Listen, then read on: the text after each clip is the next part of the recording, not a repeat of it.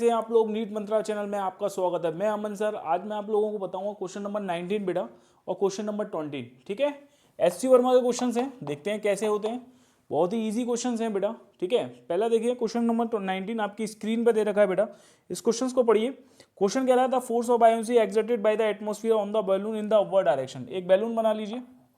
ठीक है, इस बैलून पर जो है फोर्स ऑफ बायोन्सी ऊपर लग रही है, इन द अपवर्ड डायरेक्शन लग रही है। एटमॉस्फेयर एयर है बेसिकली, वो एयर इस पर फोर्स ऑफ बायोन्सी ऊपर की डायरेक्शन में लगा रही है। ठीक है, इस बैलून का जो बेटा मास दे रखा है वो कैपिटल एम दे रखा है। क्लियर।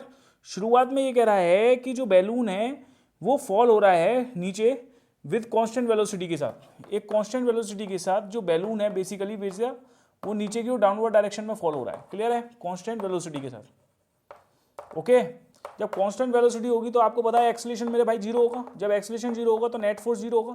अब पहली बात तो नेट फोर्स कौन कौन से लगे होंगे, सबसे पहले देखते हैं फोर्स ऑफ बायोन्सी जो कि एटमॉस्फेयर के द्वारा लगी हुई है। ठीक है, दूसरा इसका वेट जो हमेशा नीचे की ओर लगेगा mg। क्लियर है ना बेटा।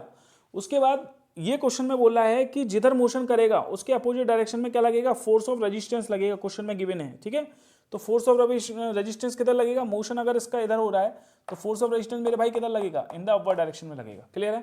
तो आप बताइए इस पर टोटल फोर्स कौन कौन से लग रहे हैं, फोर्स ऑफ बायोन्सी लग रहा है, फोर्स ऑफ रेजिस्टेंस लग रहा है और वेट mg लग रहा है। तो इनका नेट फोर्स जीरो होगा, इसका मतलब अपवर्ड फोर्स डाउनवर्ड फोर्स के बराबर होंगे, तभी तो एक्सेलरेशन जीरो होगा। तो force of buoyancy plus force of resistance किसके बराबर इक्वेट कर दोगे बेटा, वेट mg के। क्लियर। तो यहां से फोर्स ऑफ रेजिस्टेंस जो है इसको लिख सकते हैं हम mg माइनस के b। क्लियर बेटा, ये क्वेश्चन नंबर फर्स्ट डाल दो, कोई प्रॉब्लम नहीं है। सेकंड केस में ये बोल रहा है कि अगर कोई मास रिमूव कर दिया जाए बैलून से, ठीक है, तो जो है ये बैलून जो है राइज करने लगता है कांस्टेंट वेलोसिटी के साथ। ठीक है, अब ये कह रहा है कि ये जो पहले जो मास m था, अब इसमें से कुछ मास रिमूव कर दिया। कुछ मास कितना रिमूव कर दिया, मान लो m डैश मास रिमूव कर दिया, तो बचा हुआ कितना मास रहेगा मेरे भाई, m माइनस m डैश मास रहेगा। ठीक है ना। क्लियर।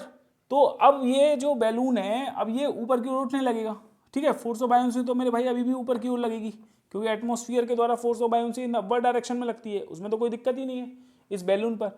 दूसरी चीज ये अब बैलून में से जब m डैश मास रिमूव कर दिया तो क्वेश्चन में गिवन है कि ये अब डाउनवर्ड जाने की जगह ये अपवर्ड जा रहा है कांस्टेंट वेलोसिटी के साथ। ठीक है बेटा, किससे, कांस्टेंट वेलोसिटी के साथ अपवर्ड मूव करता है। जब कांस्टेंट वेलोसिटी से अपवर्ड मूव करेगा तो एक्सेलरेशन जीरो होगा, एक्सेलरेशन जीरो होगा तो नेट फोर्स जीरो होगा, नेट फोर्स जीरो होगा। तो इस पर देखते हैं कौन कौन से फोर्स लग रहे हैं। सबसे पहला फोर्स तो फोर्स ऑफ बायोन्सी लग गया, एक वेट नीचे लगेगा जो होगा m minus m dash into g. Clear है। दूसरा इसका मोशन अपवर्ड डायरेक्शन में, जब मोशन अपवर्ड डायरेक्शन में होगा तो इसके डायरेक्शन अपोजिट डायरेक्शन में क्या लगेगा, फोर्स ऑफ रेजिस्टेंस लगेगा मेरे भाई। क्लियर है। तो देखो फोर्स ऑफ बायोन्सी जो है अब नेट फोर्स जीरो है। ठीक है, तो अपवर्ड डायरेक्शन के जो फोर्स होंगे बेटा वो किसके होंगे, डाउनवर्ड डायरेक्शन वाले फोर्स के बराबर रख दो। तो ये कितना हो गया, b इक्वल टू हो गया m minus m dash into g plus f r. ठीक, यहाँ पर ऊपर आपने एफ आर की वैल्यू निकाली है, वो वैल्यू यहाँ पर उठा के रख दीजिए। ठीक है, क्योंकि हमारा मेन काम है एफ आर को रिमूव करना, क्योंकि क्वेश्चंस में जो गिवन है डेटा वो कैपिटल एम के टर्म्स में है या फोर्स ऑफ बायोन्सी के टर्म्स में। तो मुझे जो आंसर चाहिए ना, एम डैश जो रिमूव करा है, कितना एम डैश रिमूव किया है इस बैलून से, ठीक है, वो हमें जो निकालना है वो इन टर्म्स ऑफ बी और इन टर्म्स ऑफ एम निकालना है। इसलिए एफ आर को रिमूव करना पड़ेगा मेरे भाई। तो एफ आर को की जगह हम क्या रख देंगे, एम जी माइनस बी। तो ये हो गया एम जी माइनस के M dash into g plus f are की वैल्यू कितनी हो गई है, एम जी माइनस के बी। क्लियर। तो यहाँ से बी कितना हो गया, ये 2b। क्लियर है, इक्वल टू हो गया ये 2mg माइनस के m डैश जी। ठीक है भाई, तो यहाँ से देखिए m dash g equal to कितना आ जाएगा भाई, m dash g equal to आ जाएगा 2mg माइनस के 2b।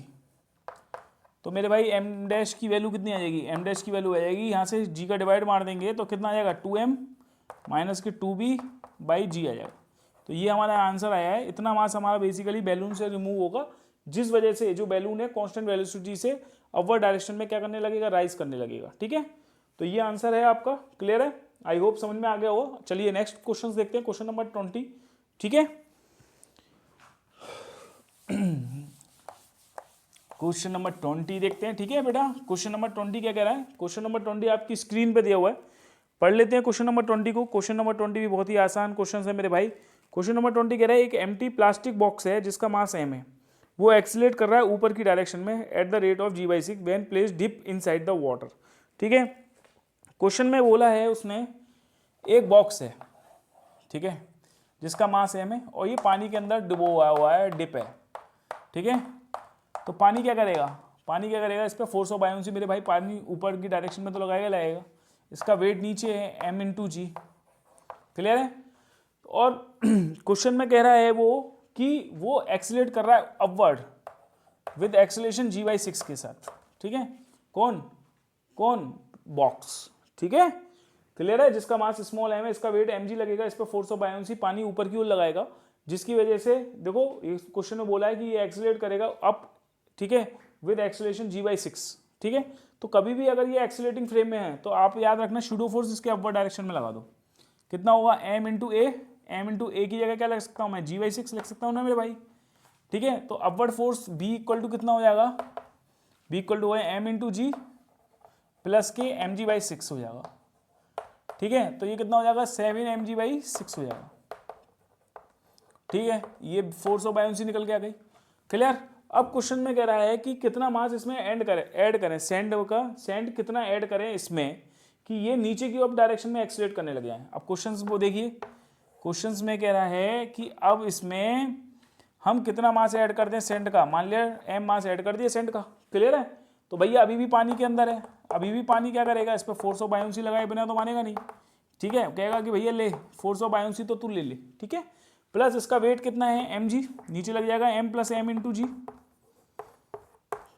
क्लियर है बेटा, ये वेट लग गया। प्लस वो अब ये कह रहा है कि इतना मास ऐड करने के बाद, ठीक है, वो जो बॉक्स है वो एक्सीलरेटेड डाउन हो जाता है विद सेम एक्सीलरेशन g/6 से, तो इस पर शूडो फोर्स इसके अपवर्ड डायरेक्शन में लग जाएगा, कितना लगेगा m + M, ये मास इंटू एक्सीलरेशन कितना है g/6, ठीक है। तो वही अपवर्ड फोर्स को डाउनवर्ड फोर्स के बराबर इक्वेट कर दो, इससे भी एक इक्वेशन बन जाएगी तुम्हारी, क्या आ जाएगी, b + k small m + M भाई इंटू g/6 इक्वल टू कितना हो गया बेटा, ये m + M इंटू g हो गया, ठीक है। तो यहाँ से अगर हम देखें ऊपर जो निकाला है आपने b की वैल्यू 7 mg/6 निकाली है, वो यहाँ रख सकते हैं हम, 7 mg/6 plus m into g/6 plus के mg/6 equal to small m into g plus के M इंटू जी, यही तो निकाला हमने। तो भाई ये कितना हो गया, देखो 7 + mg कितना हो गया, 8 mg/6 प्लस के mg/6, ठीक है। mg/6 को उधर ले जाना, ठीक है, इसको इधर ले आओ mg को, माइनस mg इक्वल टू बेटा ये हो गया mg माइनस के mg/6, तो यहाँ से कितना आ जाएगा, ये 5 mg/6 आ जाएगा, क्लियर है मेरे भाई, ओके। तो यहाँ से कितना आ जाएगा 2 mg/6 आ जाएगा, 2 mg/6 इक्वल टू हो जाएगा 5 mg/6। तो यहाँ से देखिए 6 से 6 कट गया, g से g कट गया मेरे भाई, तो स्मॉल m इक्वल टू कितना आ जाएगा, जो तुम्हें वो कैपिटल M इक्वल टू कितना आ जाएगा, जो तुम्हें निकालना है, कितना मास सैंड का ऐड किया है m, वो m किसके बराबर आ जाएगा 2m/5 आ जाएगा, क्लियर है। तो इतना मास हमने ऐड किया है सैंड का, ठीक है। आई होप आपको समझ में आएगा, ठीक है, समझ में आया होगा। थैंक यू वेरी मच, ठीक है, थैंक यू।